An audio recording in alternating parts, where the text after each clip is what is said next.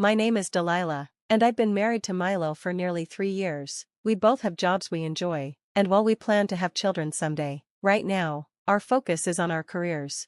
Since our marriage, Milo has helped with household chores. While we don't split everything exactly in half, he cooks dinner when I work late and washes the dishes if I ask him on his days off. I never felt I struggled with housework, so I thought our arrangement was fine, but lately, I've felt unsettled.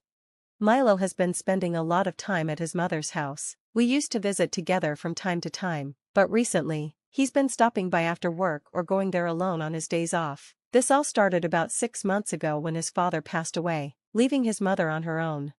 Out of concern, Milo's brother moved in with their mother, bringing his wife and daughter along. At first, I deeply respected their decision. It was clear my mother-in-law was grieving, and we all hoped living together would bring her some comfort.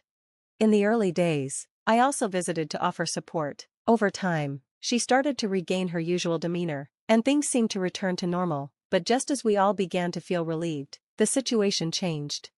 My mother-in-law had a habit of being overly involved. Having spent so many years caring for my father-in-law, she struggled to adjust to life without him. She started interfering with my brother-in-law's family life, particularly when it came to raising their daughter. She took control over everything, treating her granddaughter as if she were replacing her late husband. If the child didn't finish a meal, my mother-in-law would scold her and even confine her to her room. "Please, stop," my sister-in-law would plead. "This is discipline," my mother-in-law would insist. "If she isn't raised properly, she won't grow up to be a decent person." Even when my sister-in-law tried to set boundaries, my mother-in-law refused to listen. I was shocked. Could such extreme behavior really be considered discipline? But since I wasn't living in the house, I didn't feel it was my place to step in. All I could do was listen to my sister-in-law's frustrations. One day, unable to endure it any longer, my sister-in-law spoke up. "We'll take care of our family, please, just focus on yourself," she told my mother-in-law. She wasn't the type to confront others, so I knew it took a lot for her to say that. My brother-in-law supported her, and though reluctant, my mother-in-law agreed. However, their home wasn't entirely separate, and household responsibilities inevitably overlapped. Soon, my mother-in-law started interfering again, entering their rooms without permission, throwing away her granddaughter's favorite clothes just because they were worn out, and even washing my sister-in-law's delicate clothing without asking. My sister-in-law tried to express her frustration in a polite way. "Please, stop doing that," she told her gently. But my mother-in-law dismissed her concerns. "I feel better when I'm keeping busy," she replied.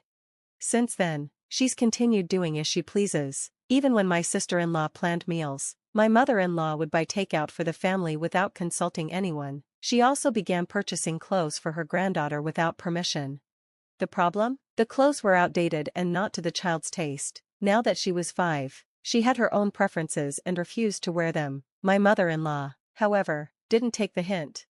"I bought those for her. Why isn't she wearing them?" she asked, visibly irritated. "Well, haha," my sister-in-law responded awkwardly, trying to avoid conflict. "Put them on her," my mother-in-law insisted. But when my sister-in-law tried, her daughter refused. Frustrated, my mother-in-law started making snide comments, adding more tension to an already difficult situation.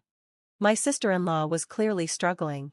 "I'm sorry, I can't do more than just listen," I told her one day. "Don't worry," she reassured me, "just talking to you helps me get through this." "Thank you." So I kept listening, hoping that in some small way, I was helping. Then, one day, everything escalated.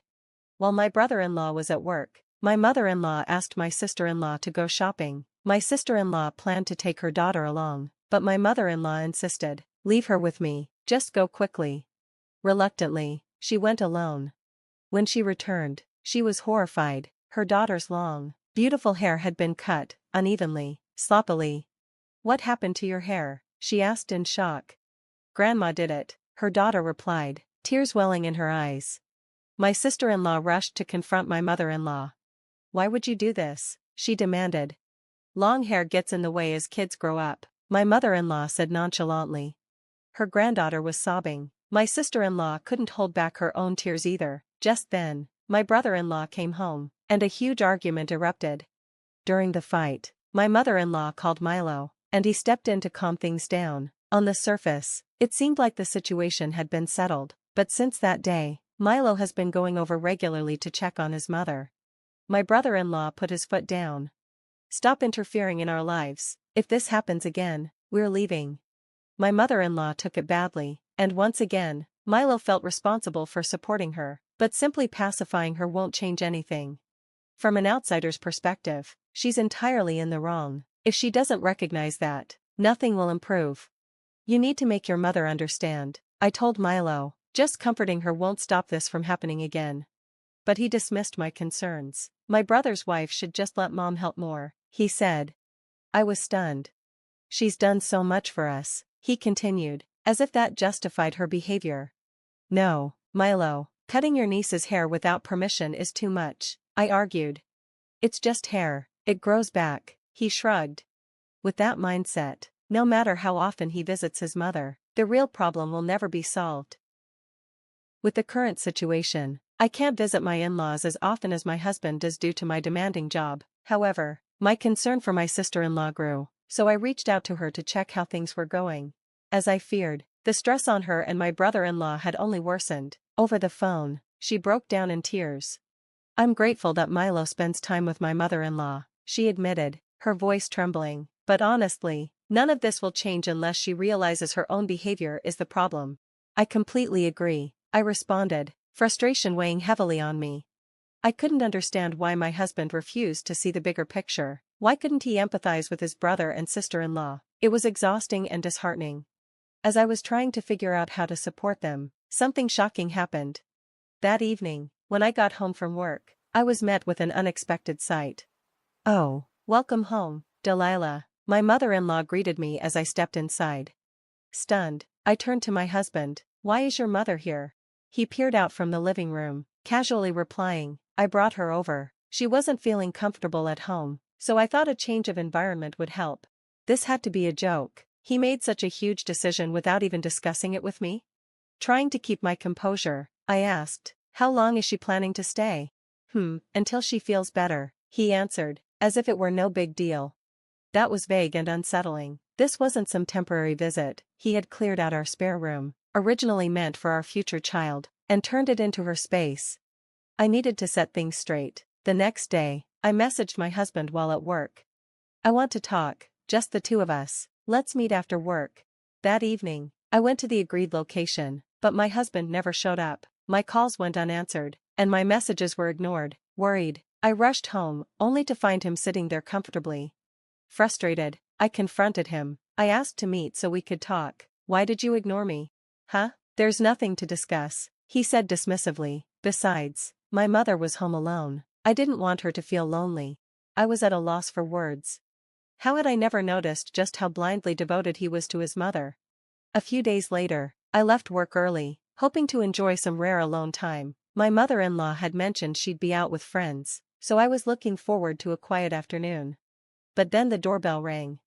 Confused, I opened the door to find multiple large packages delivered to our address.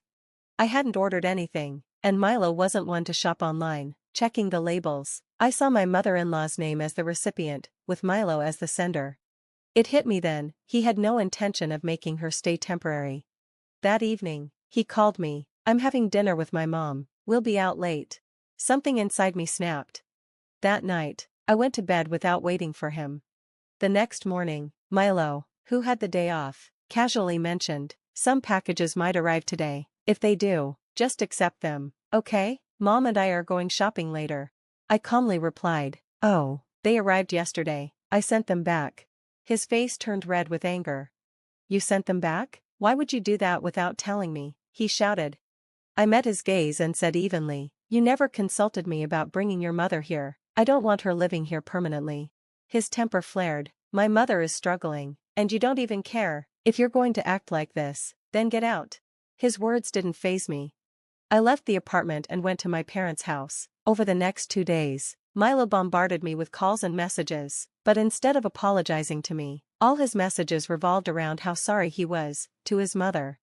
I had no patience for this anymore. I blocked him. A couple of days later, I returned to the apartment with a stack of documents in hand.